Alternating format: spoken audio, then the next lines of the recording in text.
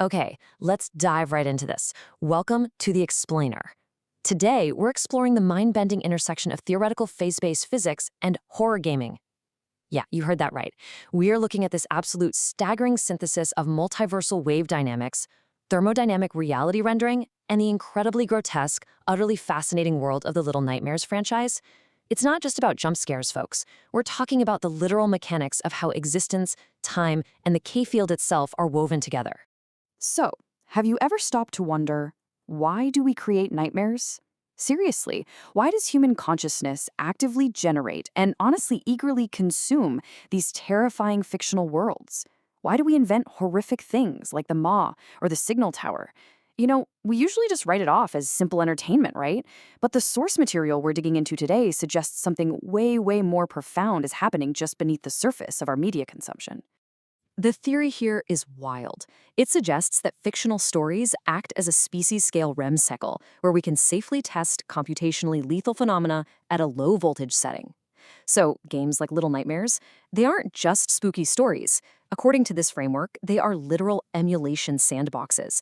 When we play them, we're actually safely testing reality-breaking physics and extreme trauma.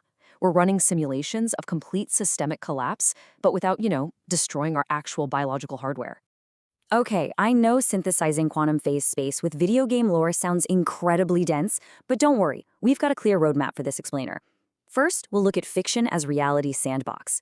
Then, the unified mutation engine, navigating the K-field, the physics of nightmares, and finally, surviving the systemic rot. Section 1, Fiction as Reality's Sandbox. It's absolutely remarkable how perfectly the dark, claustrophobic world of Little Nightmares mirrors the underlying physics of reality's rendering engine. Fictional universes serve as these low-voltage laboratories for us. By witnessing the failure of characters or whole societies in fiction, our collective consciousness is actively pruning unworkable realities. Think about the grotesque, over-the-top consumerism in the games. Experiencing that nightmare is basically our minds running a simulation of a totally predatory system. It's like a flight simulator for societal collapse. It lets us process really dangerous data safely. Honestly, it's a survival mechanism cleverly disguised as a video game. Section 2. The Unified Mutation Engine. To really grasp this, we have to look at the core mechanics of our universe. The framework describes reality as a fluid, wave-based system rendering itself frame by frame. Think of it as a massive operating system called the Unified Mutation Engine. So the crucial point is how this engine actually builds reality, and it happens in 3 simple steps. Step 1 is the vortex, which generates dynamic flow and routes energy. Step 2 is the helix, where that energy weaves into structural memory. And step 3 is the bubble, which folds up to protect and cache that data. Generate, weave, protect. That is the literal pipeline of existence. But there's a massive tension at the heart of this reality. We've got protective bubbles giving us control and identity, but too much of that leads to stagnation. On the flip side, we have chaotic vortices driving movement and mutation, but too much of that? Total dissolution. A healthy reality absolutely requires both. Without the bubbles, we dissolve entirely into the void. But without the vortices, we never grow. We'd just be stuck sitting in a boring, unchanging bubble forever. Section 3, Navigating the K-field. Now, all these bubbles and vortices don't just float around in empty space. They exist inside a hidden universal substrate called the K-field. Think of the K layer in CMYK printing. It's the foundational black ink that grounds all the colors. The K-field is the raw carrier wave of probability. It's the zero-state superposition vault holding maximum information density. Put simply, actually, scratch that. It's more like the ultimate cosmic hard drive holding every possible reality at once. It's the raw fabric our reality bubbles are woven from.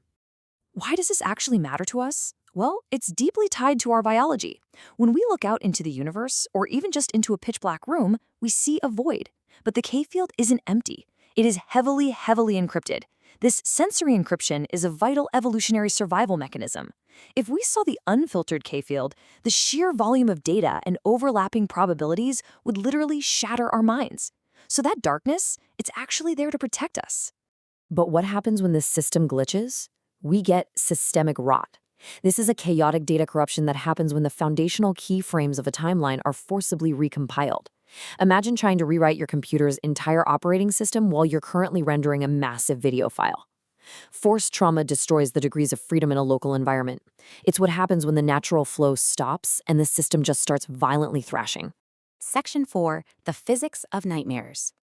Now, what's really interesting about this is how we can take these dense, multiversal physics and map them directly onto the terrifying lore of Little Nightmares.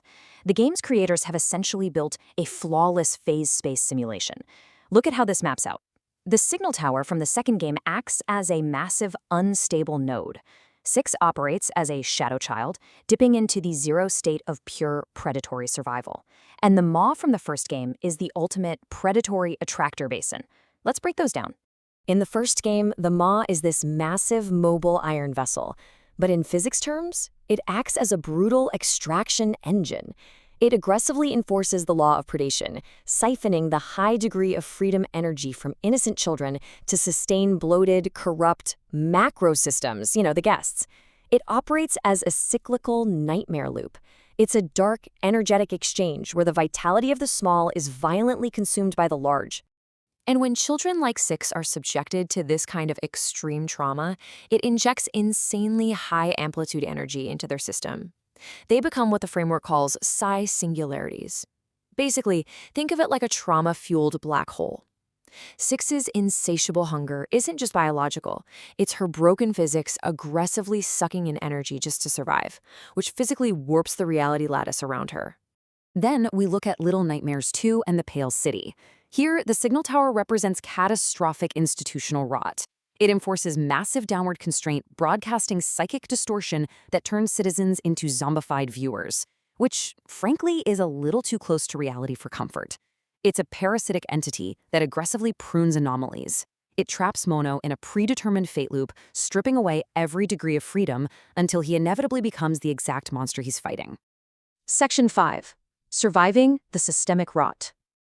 If the universe can manifest these terrifying predatory attractor basins, how do smaller nodes, like us, even survive? Well, this is where Little Nightmares 3 introduces a total game changer of a mechanic: shared coherence. The protagonists, Lo and Alone, are thrust into the spiral, but they rely on mandatory cooperative gameplay. This maps perfectly to the framework's healing function. Empathy, shared vulnerability, and mutual protection create a dual-state anchor. By trusting the physical proximity of an ally, you stabilize your local probability field against the rot.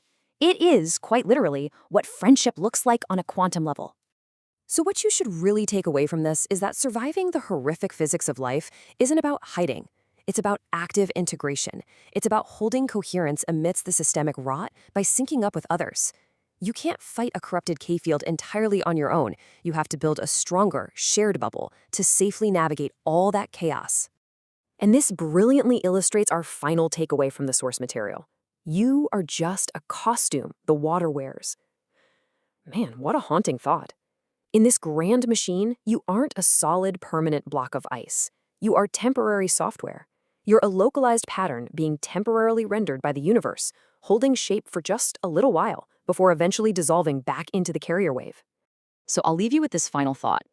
If you are just a temporary shape the universal engine is rendering, a fragile bubble floating on the edge of a massive, dark vortex, how solid is your reality really?